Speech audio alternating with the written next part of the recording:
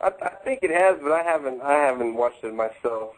But I guess that's enough of the TV show questions. A lot of people also wanted to ask what your thoughts were on Impact from last night, if you had a chance to see it yet.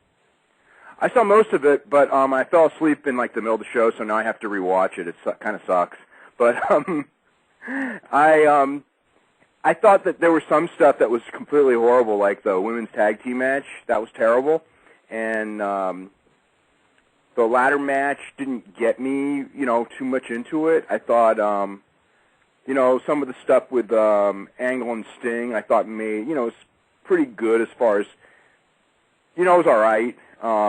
They at least built something from start to finish, and they kind of made the match sort of mean something, which usually they don't do for their pay-per-view main event, so I thought that was good.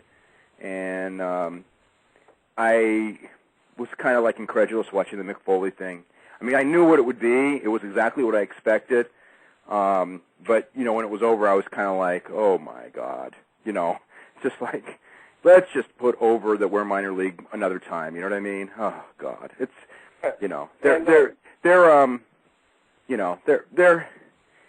they're like, they have no, it's like everyone there just wishes they were in WWE, and it's just kind of pathetic to watch a TV show when you have that, kind of attitude. Well, what did you think? Did you get to see Don West heel turn on the show? No, that's when I was asleep, so I can't really comment on that one. Okay. I haven't seen it myself, but actually, I'm hearing he actually did a good job, all things considered. Yeah, I don't know. Most people who wrote me hated it, so I don't know. But, he might have. I mean, I saw the stuff building up to it, as far as like him, kind of like acting perturbed and things like that, which was, I mean, I guess as in hindsight, when you look back at where it was going, I thought he did a pretty good job, but the idea of where it's going, it's just, I mean, hopefully, like I said, always, it's like when they do these kind of angles, I always go like, hopefully they got a really good way out of it because it isn't very entertaining into it. And usually when it's over, I go, God, they had no idea how to get out of it, and what the hell did they do? So hopefully this one they've got some really brilliant idea on where this thing's going, but if they don't, then, whatever. I don't think they understand the role of the announcer, and, and they've pretty much killed the announcers anyway, so it doesn't really matter, but, the role of the announcers has to be the credible voice, so when the announcer says something, the fans believe it. And that's one of the things that gets them to, buy into the fake stuff. But when you have the announcers as part of the fake stuff, and the people don't believe a word they say, you might as well, just like go without announcers. Then you might as well have a mute button, and you might as well not be selling tickets to shows while you're at it too. I mean, well, they're not, so that doesn't. Yeah, I know, but that's not by design. They're not because they don't know what they're doing. Yeah. Now, Dave, you talk to these people. You talk to the people down at TNA. And you comment, they don't know what they're doing. They really don't know what they're doing. Are they just writing a TV show just to entertain themselves? I mean, I hate TNA so much. I think that what it is I think that Dixie Carter has no idea what pro wrestling is, and I think Jeff Jarrett does, but I think that Jeff can't write a show, and he feels that Russo can.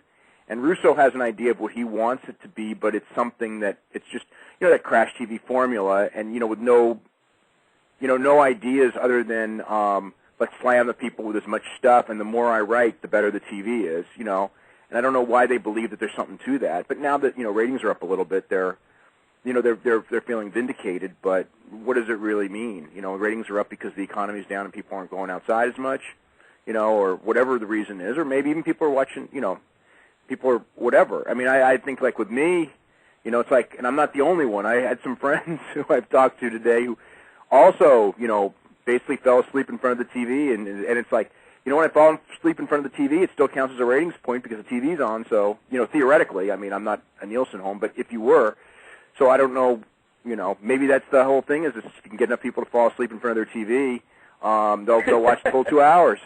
I don't know, but whatever the reason is their numbers are up a little bit and they're happy and that's fine, But as far as their other business, obviously should be better. But one of the things about wrestling right now, about American wrestling, and as long as you have stars And they do have people like Sting and Kurt Angle who were made stars by other people who they now have, and Mick Foley, is that when you go overseas, those people, the fans overseas just go, oh, my God, you're bringing American stars, and people will buy tickets, and it doesn't matter if it makes sense or doesn't make sense. That's not really all that germane to them. They'll go to see something once a year, and it's got stars that used to be on WWE television, and I think it's really pathetic that they're in almost 7 years, and they haven't created one true star of their own.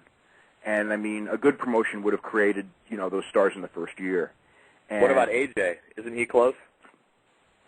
No, not really. Not the kind of star that I'm thinking of. I don't think he's even anywhere near close. I mean, he's a good wrestler. Joe's a good. They're good wrestlers, but I don't think that the average person doesn't even know they exist. If AJ walked into WWE and walked, 90% of the people would have no clue who he was. Well, I got a question I've been dying to ask you. I've been trying to get through to all the shows you're on, and I just got to know two things actually. I read Bret Hart's book, and he multiple times buries Ric Flair as a worker, and I know you're a huge fan of Flair and Hart, and he says that Flair's matches make no sense and they have no psychology. And I wanted to get your opinion on the contrasting styles between the two. Do you think Flair has no psychology, or do you think he has, some people think he has... Well, to me, psychology is getting people into your match, and I just remember going to Flair matches for years, and people always got into them, so I would say that's not the case. I mean, they're two completely different kinds of wrestlers, and in the end, I think that there's a lot of it is Bret Hart, when he feels he surpassed Flair as a worker, he didn't get credit for doing so, because Ric Flair had the reputation for being the best worker. And, I just think it's funny that listening to them now, because in the early 90s, I can't say this for Bret Hart, but, I know Ric Flair always praised Bret Hart as a wrestler. Now, if Bret Hart did bury him first, so I don't think he would be as much now, or would, but... but as far as, to me, Bret Hart feels, Ric Flair's bumps were patterned and things like that. Well, they were. Ric Flair did a Ric Flair match. And that's what he did, and I think that in Bret Hart's mind, it was too patterned or something, but I don't know. I think most people think they're both top level workers. I'd agree. But the working a match, what you're really doing is you're mimicking a fight. And in a fight, anything can happen. Sure, you might have a strategy going in or whatever, but shit doesn't always go according to plan. And, when was the last time you saw, Bret talks about realism, when was the last time you saw a UFC fighter, work the leg and then try to set up a heel hook or something? It doesn't happen like that. And so no professional wrestling looks like a real fight other than some of the Japanese, UWF comes close.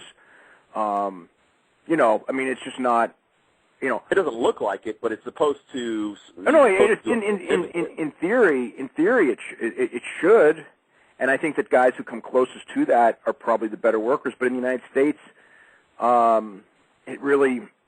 don't think people go in with that mentality, and I don't even think fans really have that mentality anymore. They have a mentality that they want it to look like a professional wrestling match, which is completely different from what a real fight is. Dave, one of our listeners wanted to ask, is there an update on the WWE purchasing the Mid-South tape library? I haven't heard anything new on it other than there's been talks of late of them trying. They've tried on and off for years, and it's just the Watts family, not Bill Watts, but his family. It would be Micah and Eni. Haven't been willing to sell. Their price has been, really high.